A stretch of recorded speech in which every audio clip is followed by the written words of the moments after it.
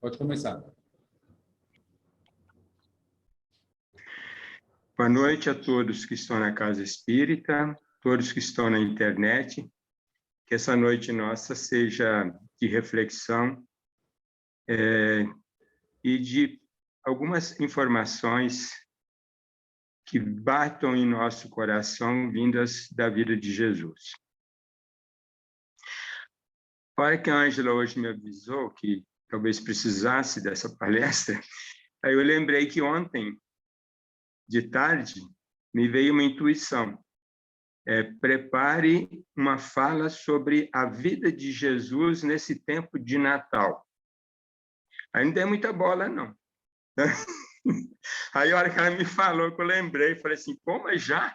Né? Mas é muito importante, porque o tempo de Natal, no nosso mundo, virou um tempo comercial. Então, nós nos preocupamos com tudo que é coisa material e não nos preocupamos com o principal desse tempo, que nos lembra da nossa importância como seres humanos. Aí eu falei com a Ângela, eu vou falar da vida de Jesus e vou usar bastante as informações que estão no livro Mediúnico, que é uma psicografia direta, né? Que fala detalhes da vida de Jesus humano, exemplo da vida humana. Os evangelhos falam muito dos exemplos de uma vida mais espiritualizada. E Jesus veio aqui para viver, sobretudo, a vida humana, porque espírito ele já era, né? E o livro de Urântia trabalha com essa parte espiritual da seguinte forma: é um pouquinho diferente do espiritismo, porque no espiritismo a gente fala que Jesus foi um ser que começou evoluindo começo da vida, como todos nós, uma evolução da parte material para a parte espiritual, né? E ele se tornou um ser perfeito nessa evolução. Também fala, no Espiritismo, a gente fala que Jesus não é Deus e que ele é o governador do planeta. No livro de Urântia não tem muita coisa diferente disso, não, só que amplia muito esse conhecimento. Tá? No livro de Urântia, Jesus não é Deus da Trindade, aquele Deus que os católicos falam, o Pai, o Filho, o Espírito Santo, não é o Filho da Trindade.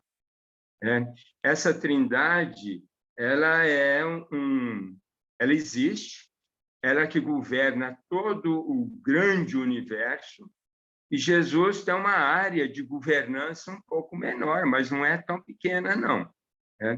Então, o Pai é o Pai universal, ele está dentro de nós. O Filho é o Filho eterno, estou falando das pessoas da Trindade, e o Espírito é o Espírito infinito. Os representantes do Filho eterno são os filhos criadores. Jesus é um filho criador. Para nós, no nosso universo local, ele seria Deus. Só que o Espiritismo está certo, não é o Deus lá da Trindade, o Deus que coordena todo o grande universo.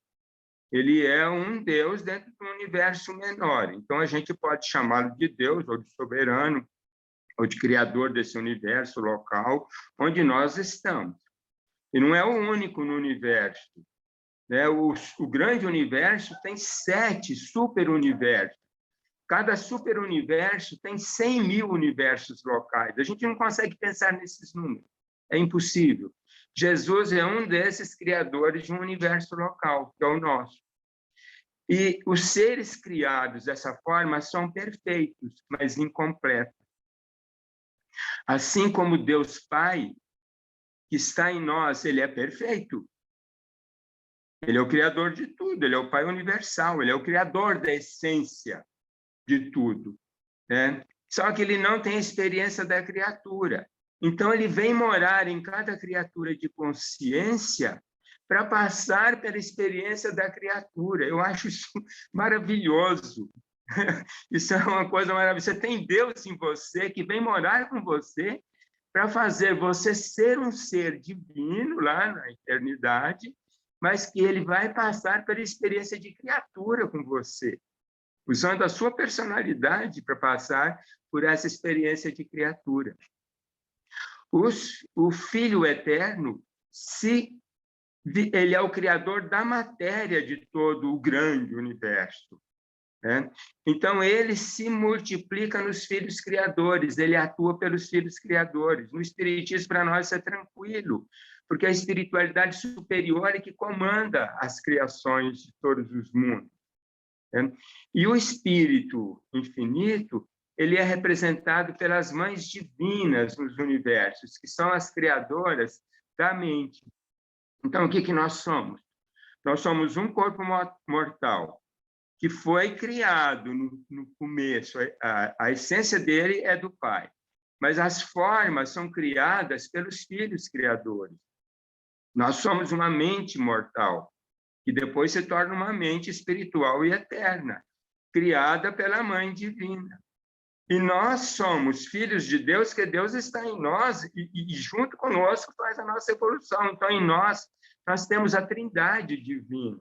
Quer dizer, o Deus lá do universo está em nós. Jesus veio trazer essa mensagem, primeira coisa. Então, ele encarnou na Terra para trazer essa mensagem, que todos somos filhos de Deus, que todos temos o rumo da verdade, da vida, do amor, que é o Espírito da verdade, que todos temos uma mente sobre a qual nós atuamos.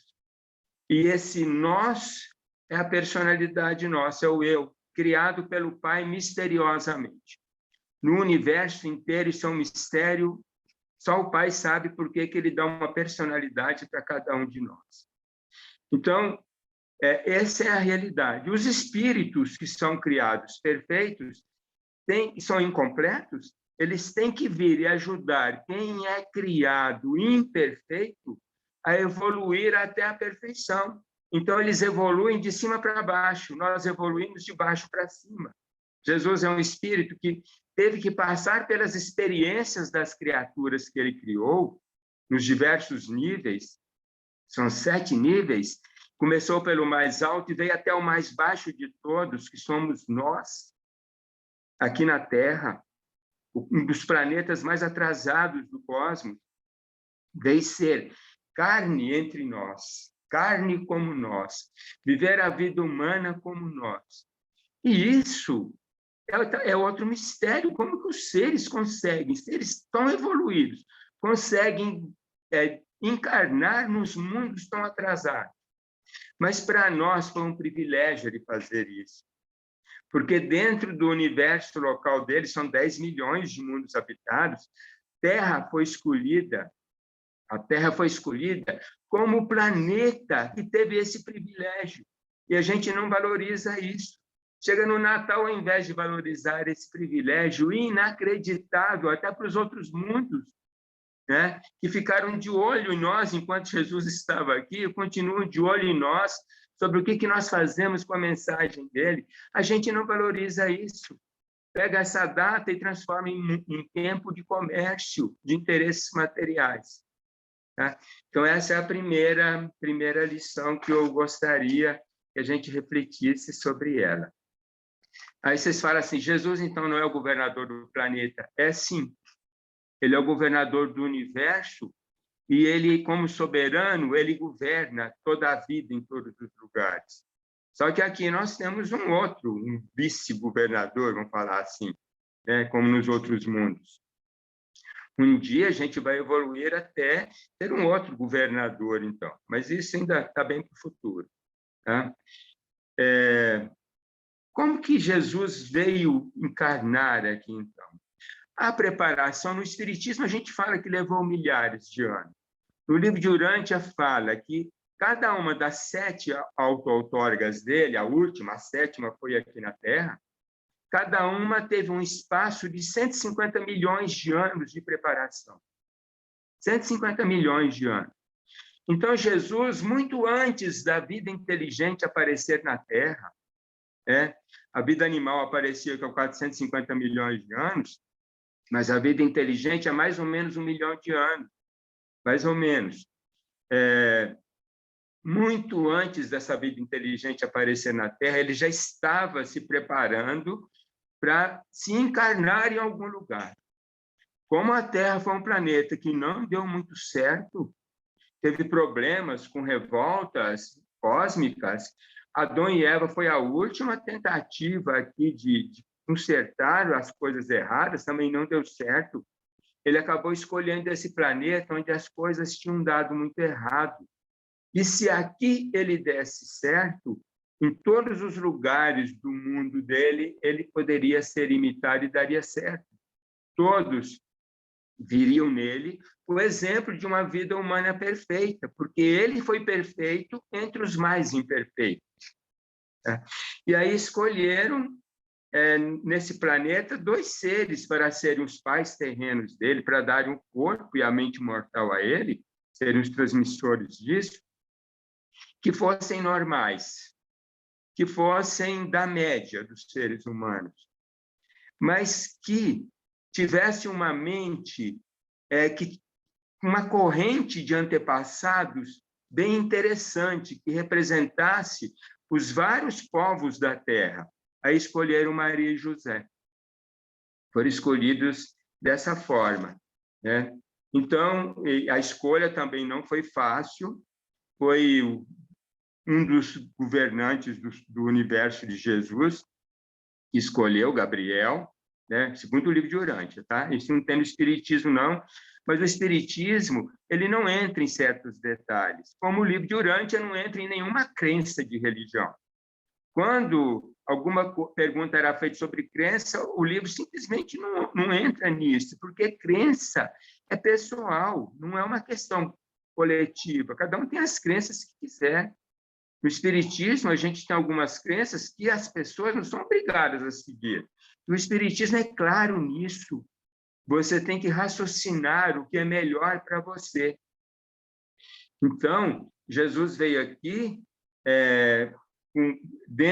com esse casal escolhido para se encarnar num ambiente onde ele pudesse representar toda a humanidade, receber nele, pela mente e pelo corpo, toda a herança biológica e mental da humanidade. E isso é muito interessante, porque todos estão representados nele, né? Ele não escolheu privilegiadamente um lugar ou outro, nada disso. Outra coisa, ele escolheu um lugar para se encarnar num espaço que fosse bastante representativo da geografia do planeta. Então, ele escolheu a Palestina para se encarnar, porque na Palestina tinha um nó de comunicação entre o Ocidente e o Oriente. A mensagem dele nesse lugar chegaria mais rapidamente ao restante do mundo. Ele não precisaria ir em todos os espaços do planeta conhecidos na época para levar a mensagem. Jerusalém, por exemplo, na época da Páscoa, segundo os historiadores, acolhia em torno de 1 milhão de pessoas que vinham de diversas nacionalidades, de diversas raças. Crenças era mais ou menos a mesma, era num Deus único. Vinham de diversas etnias, vinham de diversos grupos econômicos, se juntavam em Jerusalém. Então, tudo que você dissesse em Jerusalém nesse tempo de Páscoa poderia chegar em outras partes do mundo. Então, não foi ao acaso que ele escolheu a Palestina. Além de ser os judeus serem uma religião monoteísta, que facilitava o entendimento da mensagem, era um nó de chegada de povos diferentes e por onde as caravanas passavam, para o Mediterrâneo ou para o Oriente, comunicando essas áreas.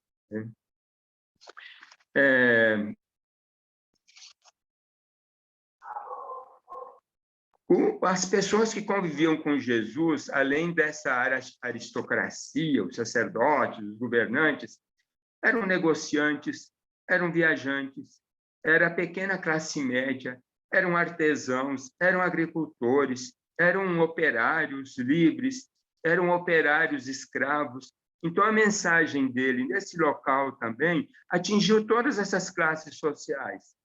E ele falou para todas as classes sociais. Por isso que talvez depois na vida pública ele vai usar muitas parábolas, os exemplos, e ele ensina sobretudo pelo exemplo de vida. Tem 4 fatos na vida de Jesus, mais humano, até os 27, 28 anos, que tiveram alguma intervenção espiritual. Tá? O Gabriel está envolvido com 2 dessas intervenções. Então, eu vou ler aqui, onde está mais clara no livro de Urântia, no Evangelho fala que Maria recebeu a visita do anjo Gabriel, e no universo de Jesus não é anjo, ele é mais que anjo, recebeu essa visita porque ele era o coordenador dessa encarnação. Tão importante que ela era e tão difícil. Aí Maria recebeu a visita de Gabriel e ele disse para ela uma mensagem. A mensagem é a seguinte: o teu marido vem a pedido daquele que é meu mestre, a quem tu irás amar e nutrir. A ti, Maria, trago alegres novas e anuncio que a concepção em ti foi ordenada pelo céu, e no tempo devido tu te tornarás a mãe de um filho.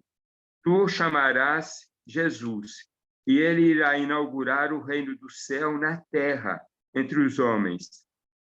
Nada digas disso a ninguém, exceto a José e a Isabel, a tua parenta, para quem também eu apareci e que deve também agora conceber um filho, cujo nome será João. E será ele quem preparará o caminho para a mensagem de libertação que o teu filho irá proclamar aos homens com uma grande força e uma convicção profunda. E não duvides tu de minha palavra, Maria, pois este lar foi escolhido como residência mortal do menino predestinado. A minha bênção recai sobre ti, e os poderes dos Altíssimos irão fortalecer-te. E o Senhor de toda a terra acobertar-te-á na sua sombra. A outra mensagem espiritual foi a que Gabriel deu a Isabel. Aí a Isabel, ele já tinha falado antes de Maria o seguinte: o teu marido, Zacarias, está diante do altar em Jerusalém, enquanto o povo reunido ora pela chegada do libertador. E eu, Gabriel, vim para anunciar que tu irás, dentro em pouco, conceber um filho que será o precursor do seu divino mestre, e o chamarás de João. Ele crescerá dedicado ao Senhor, seu Deus, e quando atingir a maturidade, se alegrará o teu coração, porque conduzirá muitas almas para Deus e também irá proclamar a vinda do curador de almas do vosso povo e o libertador do espírito de toda a humanidade. A tua prima Maria será a mãe desse menino prometido e eu também aparecerei diante dela. Então, esses 2 fatos foram sobrenaturais. Tá?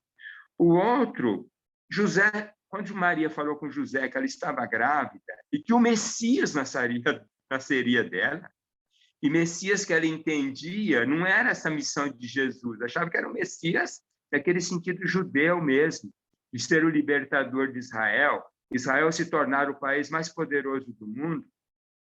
José ficou preocupadíssimo, né? Com o trabalho que ele ia ter, com a missão que ele teria, e achou que Maria estava delirando. Aí, em sonho, ele recebe a seguinte mensagem: José, apareço sob o comando daquele que agora reina nas alturas, e tenho o mandado de instruí-lo a respeito do filho que Maria já irá gerar e que se tornará uma grande luz para o mundo. Nele estará a vida, e a sua vida tornar-se-á a luz da humanidade. Ele virá primeiro para o seu próprio povo. Todavia, poucos destes o receberão, mas a quantos o receberem, será revelado que são os filhos de Deus. Então, essa foi a terceira mensagem, que não foi um sonho, assim, nesses termos, não é tão natural, né? E a quarta vez que a vida de Jesus, nessa fase, teve uma intervenção espiritual, foi quando ele tinha 12 anos de idade, que um mensageiro que acompanhava, como nos acompanha, os mensageiros celestes nos acompanham. O mais próximo nosso é o anjo da guarda, né? O mensageiro disse para ele que estava na hora de começar a missão dele. Foi quando ele começou aquele trabalho com os sacerdotes lá no templo, com 12 anos. Fora isso, por que eu contei essas 3 partes? Porque, fora isso, tudo foi absolutamente normal, como acontece com todos nós. Tudo foi absolutamente normal. Tá? Então, ele não recebeu nada de privilégio para ter uma vida diferenciada, nada. Ele só foi desenvolvendo isso pela mente dele, e eu vou falar daqui um pouquinho, quando ele foi tomando conhecimento do Pai que estava nele, que também está em nós. Tá? Só que nos primeiros anos de vida dele, ele não tinha muito conhecimento do Pai nele, como qualquer um de nós. A gente tem problema sério, a gente reza para um Deus fora de nós. No Espiritismo, os textos vivem repetindo isso. No Evangelho segundo o Espiritismo, no Livro dos Espíritos, que Deus está em nós. Então, a gente tem que rezar, conversar com Deus em nós. É assim que nós avançamos na vida. Né? É assim que nós escolhemos as coisas que são melhores para nós. Não para o mundo material, mas para o verdadeiro mundo nosso, que é o mundo espiritual. O reino dos céus que Jesus veio trazer ao nosso conhecimento.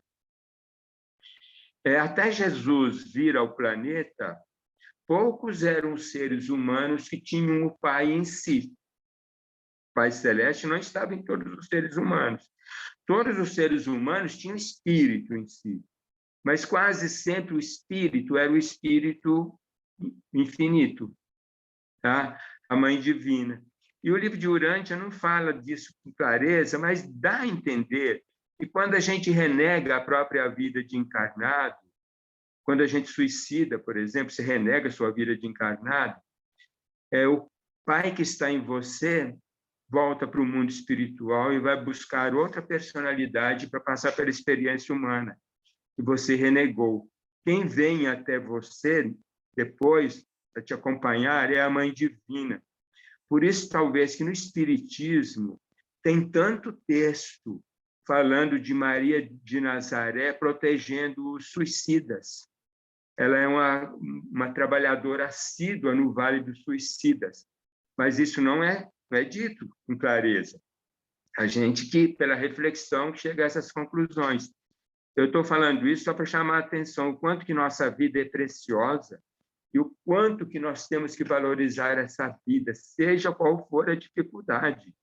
Não renunciar nunca por conta própria à vontade de Deus em nós, que é que nós vivamos o tempo necessário para nos aperfeiçoarmos nessa oportunidade que nós estamos tendo aqui, e que vai continuar ao longo do nosso planeta outras vezes e ao longo de infinitos outros mundos, como diz o texto da abertura hoje dessa reunião nossa, de Santo Agostinho, falando sobre esses mundos que são infinitos. E a Terra é apenas um grão de areia, ele fala lá. Então, a gente se acha tão importante nesse grão de areia, mas nós somos importantes, porque esse grão de areia foi o grão onde Jesus veio se encarnar. Então, a mensagem do Natal, em essência, é essa. Aí, eu gostaria de falar um pouco agora sobre algumas coisas que nós podemos aprender com a infância de Jesus. Então, primeiro eu vou ler um pedacinho aqui sobre José e Maria. Como é que eram José e Maria? Tá? José era um homem de maneiras suaves, extremamente consciente e, de todos os modos, fiel às convenções e práticas religiosas do seu povo. Falava pouco, mas pensava muito. A condição sofrida do povo judeu causava muita tristeza em José. O temperamento de Maria era completamente oposto ao do marido. Geralmente era alegre, muito raramente ficava abatida e possuía uma disposição sempre ensolarada. Maria permitia-se dar livre e frequente vazão à expressão dos seus sentimentos e emoções e nunca se sentira afligida até a súbita morte de José. Então, olha, dois temperamentos diferentes, Jesus cresce nesse meio. Então, por isso que lá na vida pública, que é a parte que a gente conhece mais de Jesus, a gente vê esse Jesus. Tinha hora que se recolhia, tinha hora que estava com multidões, mas sempre sensato, sempre buscando o que era melhor, sempre ouvindo o Pai em si, fazendo a vontade do Pai. Ele não cansa de dizer isso. Estou aqui para fazer a vontade do Pai. Até nos momentos mais difíceis da existência, lá já antes, um pouco da condenação à morte, ele ainda fala: Pai, estou aqui para fazer a sua vontade, e seja feita a sua vontade. Sempre. Aí vai falar um pouquinho sobre Jesus. Muito da doçura especial de Jesus e da sua compreensão compassiva da natureza humana, ele herdara do seu pai. O dom de ser um grande mestre e a sua imensa capacidade de indignar-se por retidão, ele herdara da sua mãe. Nas reações emocionais ao meio ambiente, na sua vida de adulto, Jesus era também como seu pai, meditativo e adorador. O que algumas vezes deixava transparecer tristeza, mas mais frequentemente ele conduzia-se de maneira otimista e com a disposição determinada da sua mãe. No conjunto, a tendência era de que o temperamento de Maria dominasse a carreira do Filho Divino durante o seu crescimento e nos passos decisivos da sua carreira adulta. Jesus era uma mistura dos traços dos seus pais, em algumas das suas atitudes. Em outras, ele demonstrava mais as características de um deles do que as do outro. Como nós. Nós também. Nós somos assim. Muita gente nega que é igual o pai, igual a mãe, mas é igual. Quando a gente nega que a gente está sendo igual mesmo, porque está com medo de ser igual. Nós somos assim. Só que nós viemos aqui para ir além do nosso pai e da nossa mãe. A forma de honrar pai e mãe é ir além. É o que fez Jesus. Foi muito além das condições de vida deles e principalmente dos problemas deles, né? José era um bom artesão, Maria era ótima artesã também, lutavam pela vida, não era sem dificuldade que eles lutavam, mas venceram sempre, né? A forma que José conheceu Maria foi que José trabalhava para o pai de Maria, eu achei engraçado isso, ela foi levar um copo de água para ele, e na hora que ela levou o copo d'água, sabe quando o coração já está preparado para aquilo? E aí despertou o namoro, 2 anos de noivado e o casamento. No livro fala que José tinha 21 anos. A gente repete muito que alguns falaram, na Idade Média, que José era velho e tudo. Mas se ele fosse idoso, ele já não teria condições de criar Jesus e mais 8 filhos, né? Que depois Jesus acaba criando, porque José morre quando Jesus tem 14 anos. Como primogênito, ele assume a família do pai e vai criar esses filhos todo esse tempo de vida humana dele, até os 27 anos, quando a mais nova está em condições já de trabalhar, de sobreviver por conta própria, que ele vai fazer outra parte da carreira dele, encarnado aqui na Terra.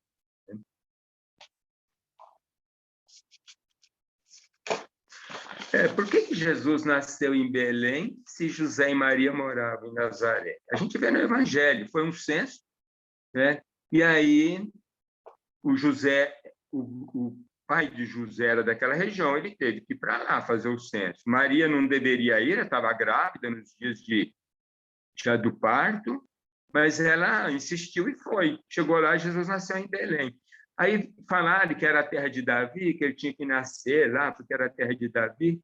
Jesus não tem uma ascendência direta de Davi. Ele tem outras ascendências. Ele não tinha dos reis. Ele tinha outras forças dentro dele. É o que o livro fala aqui, tá? Depois que ele nasce, ele fica exilado 2 anos em Alexandria, no Egito. A gente conhece a história pelo Evangelho, que Herodes, o pai, o velho Herodes, ele, quando soube pelos sábios que foram visitar Jesus, que tinha nascido um Messias, que seria o rei, né? Não um rei terreno, mas seria um rei celeste, mas ele não entendeu isso, mandou matar todas as crianças que tinham menos de 2 anos de Belém. À noite, José teve outro sonho, foi para o Egito, e ficou lá mais por aproximadamente 2 anos. Jesus tinha 1 ano e pouco quando aconteceu isso. E quando ele volta, ele vai para Nazaré. Eles escolhem Nazaré e ele volta, porque o Herodes já tinha morrido, tinha assumido o filho dele, né? E já não estava mais preocupado com essa questão de Messias, nem um reino celeste. Então, Jesus vai passar todo esse tempo dele em Nazaré.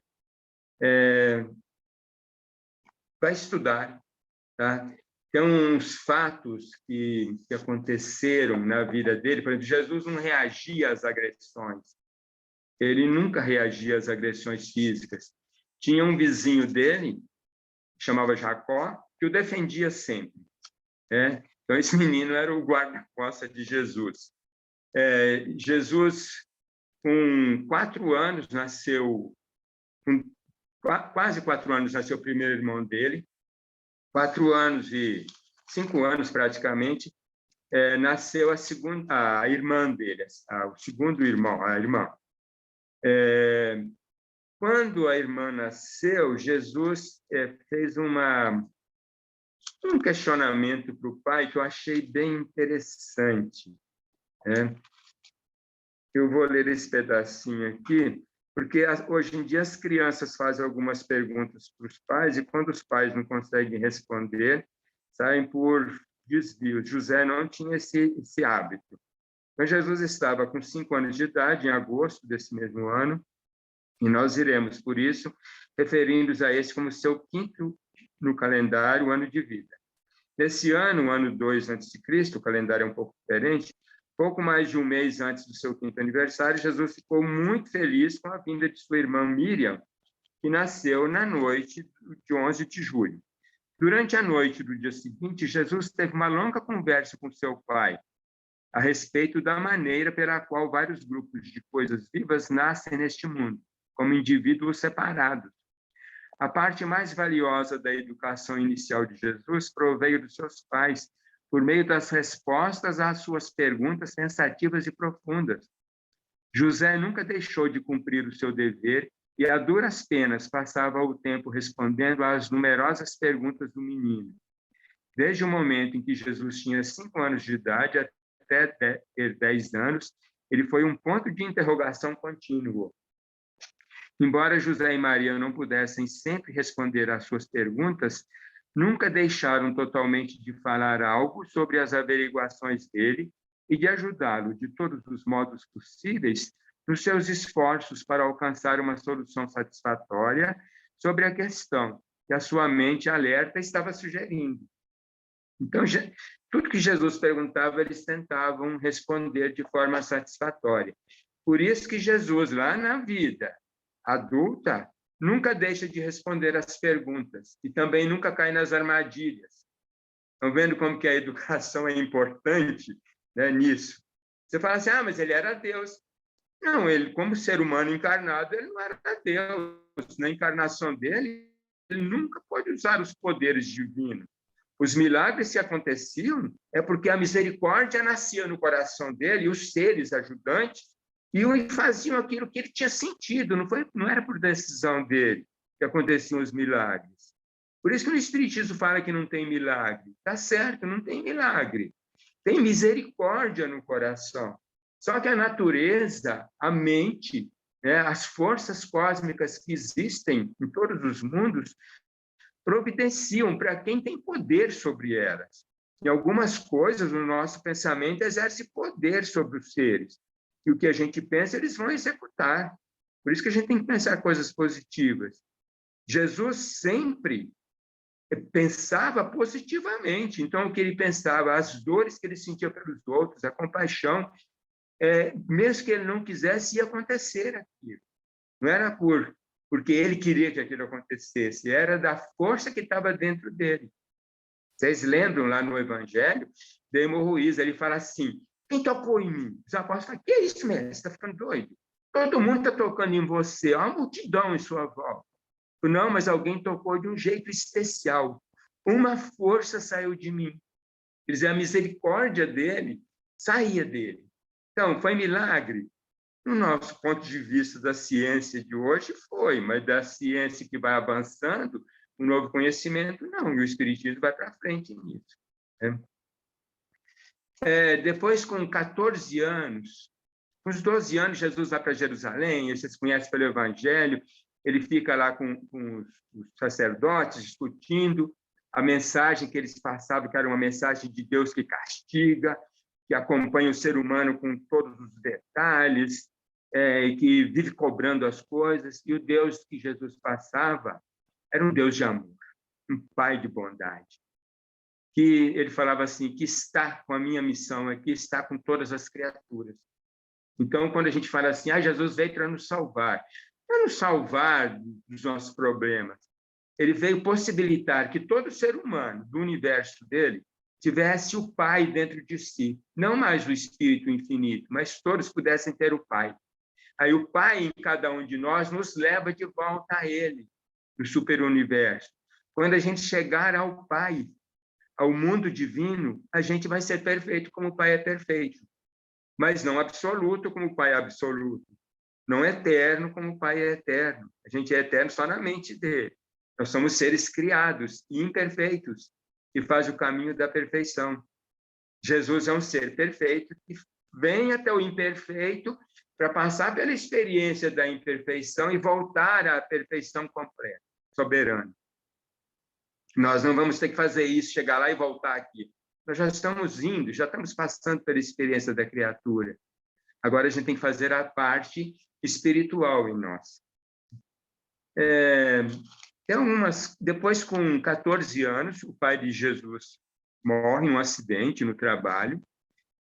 Herodes não indeniza.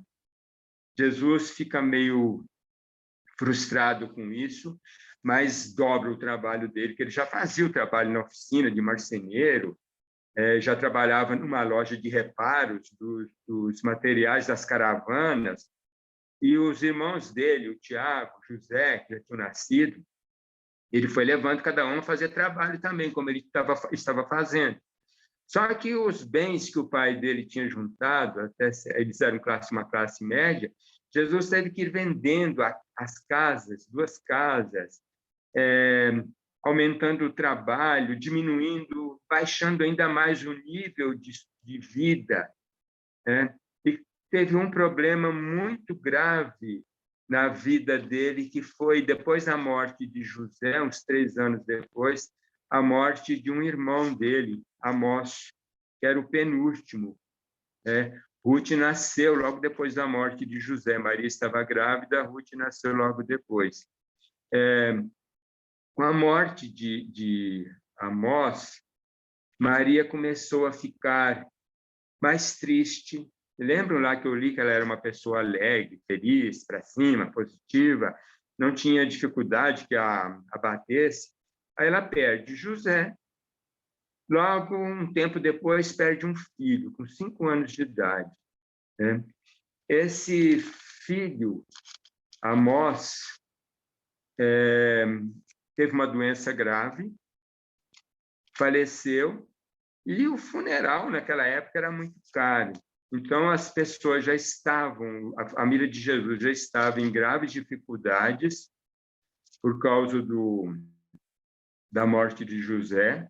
Jesus era um adolescente. Como é que um adolescente consegue sustentar uma mãe e 8 irmãos? Ele teve que vender umas coisas que ele tinha harpa, ele adorava tocar harpa, teve que vender a harpa para não virar dívida de impostos. Quando eles tinham estado em Alexandria, José voltou para Nazaré, alguns sábios de Alexandria, sabendo que Jesus era um filho especial, ele vinha para trazer uma mensagem ao planeta, e eles eram sábios, eles sabiam que isso era verdadeiro, doaram para Jesus todo o Antigo Testamento em grego, né? Era um material muito precioso, na época era tudo manuscrito, então os livros valiam muito, esses papiros valiam muito. Jesus pega e doa isso para a sinagoga antes que o Estado tome dele, o governo tome dele para cobrir impostos. Porque lá não tinha perdão, você podia morrer de fome, mas tinha que pagar os impostos.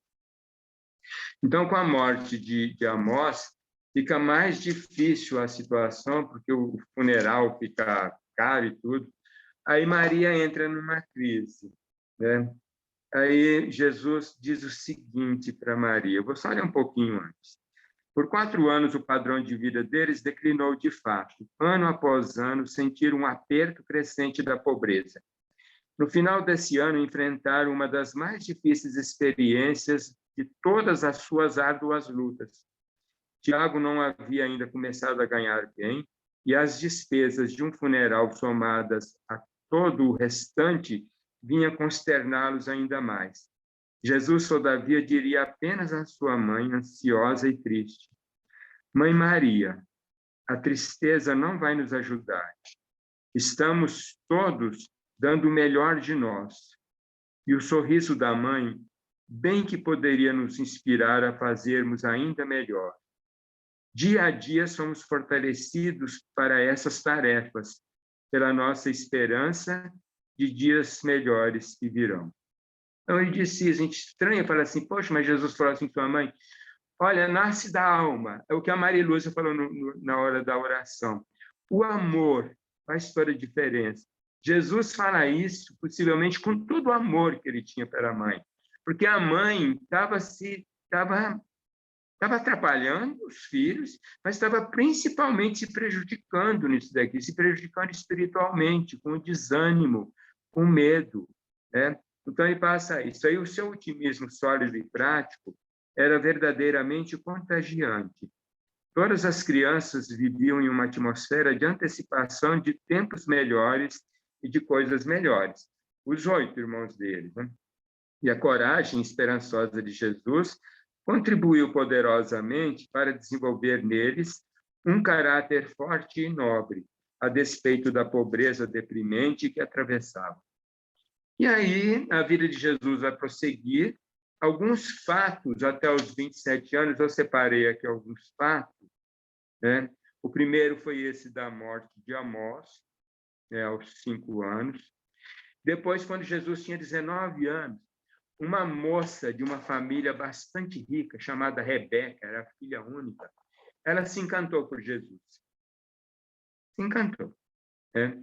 E esse encanto dela por Jesus fez com que ela conversasse com o pai, porque Jesus era muito pobre. Aí ela conversa com o pai acaba concordando. Aí chama Jesus lá para a casa dele, Jesus vai.